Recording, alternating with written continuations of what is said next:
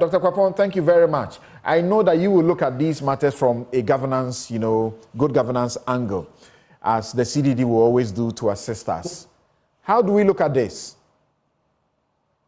Thank you, Samson, and good morning to everyone else. So after going through and reading through the petition, if you recall last November, after the Special Prosecutor held that press conference, we discussed it on Newsfile, and I took exception to the way he addressed the judiciary. And I recall saying that it is not every time that you would get the outcome that you want from a given institution, and that when you don't get it, it doesn't necessarily mean that the institution has conspired against you or it's trying to undermine the work that you're trying to do, right? And so that was the issue that I had back then in the way he described some of the decisions that had been made I think he made reference to some 4 specific cases.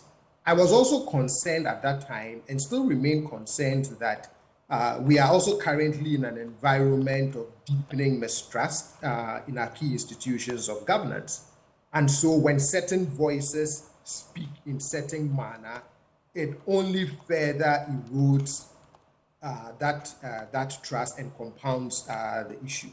However, from a governance perspective, as to whether this rises to an impeachable offense is where I draw the line, right? So Mr. Martin Amidu has every right to point to certain things and use that as a basis as to why he doesn't think the Special Prosecutor has to remain in office. But as I look at some of the bases, I keep asking myself, do these rise to the level of, an impeachable offense and for which he must be removed from office? As Prof. Abochi said,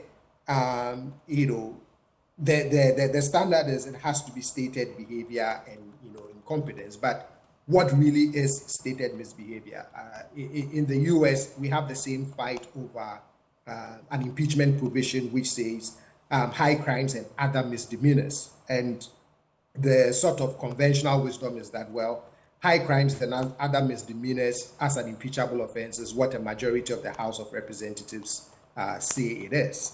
But you don't want it to be that loosely defined, right? That you want some parameters around it where we can look at it and say, yes, this is really stated misbehavior. And hopefully that is what the process would arrive at. But except for maybe the procurement, breaches, if proving, these other issues, I'm not sure from a governance perspective, rises to the level for which you must remove the Special Prosecutor from office. For example, the issue of the abuse of citizens' rights. From all of the cases that have followed, I don't recall the Special Prosecutor not granting any of these accused persons due process.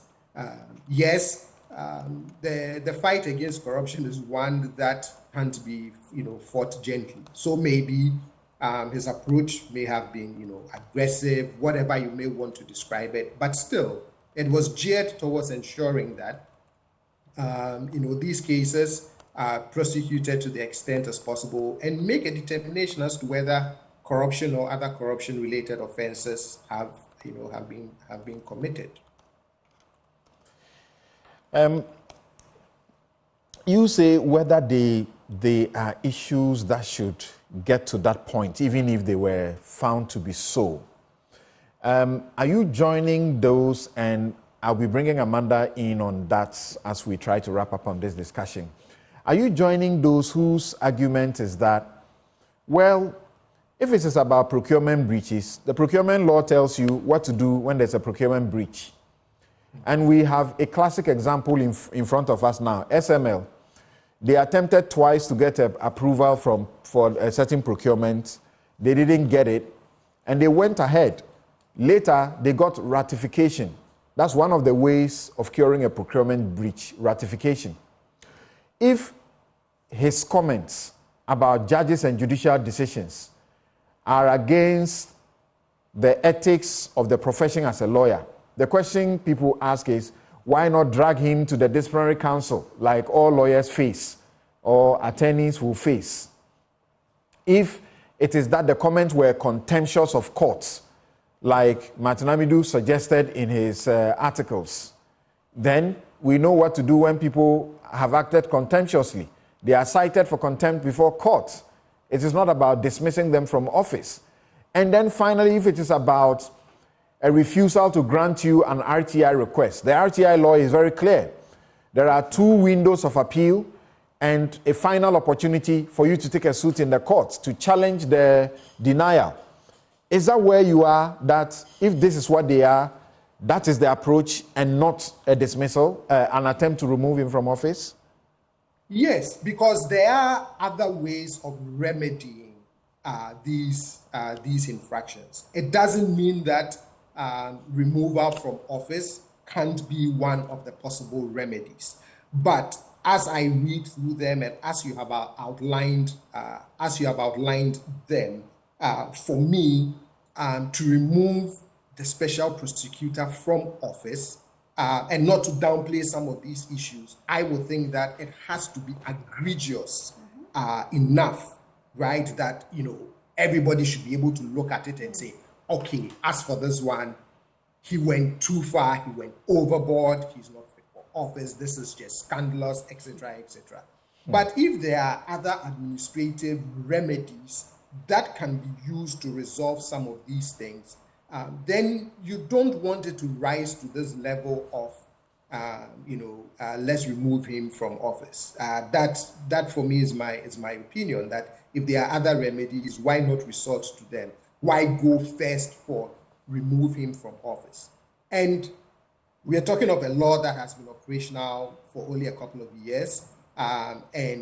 First special prosecutor leaves, second one, who knows what the outcome is going to be. For me, it doesn't also set a good precedent for the fight against corruption, and it deepens the already eroding public confidence in the fight against corruption. I always have to cite something from Afrobarometer. But if you look at the most recent Afrobarometer, the perceptions of institutional corruption is growing. The confidence in the fight against corruption is sharp declining.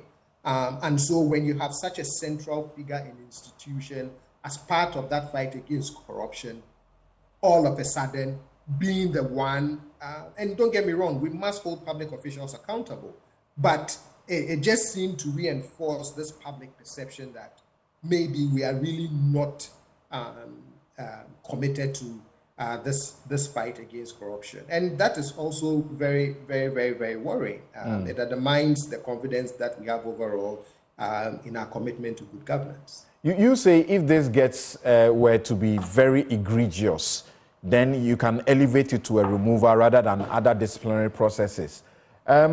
We were all very livid, were we not, that the special prosecutor was dealing with Professor Frimpong Boateng, someone who was helping the state and helping all of us in this manner, the manner he has tried to do. The special prosecutor was dealing with Asoma Hene, a member of the Council of State. He was dealing with Cecilia Dapa, a minister who has had to resign. And, Colonel Damoy and the rest of them, customs.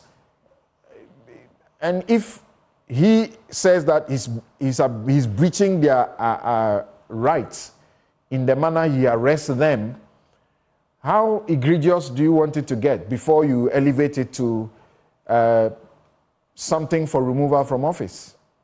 But Simpson, in all of the cases that you cite, and if I recall very correctly, due process was also granted them. I don't recall that in any of these cases he either arbitrarily, arrested them, or the search of Madam Cecilia Dapa's property, he did it without a warrant or without seeking the necessary administrative procedures to be able to do that.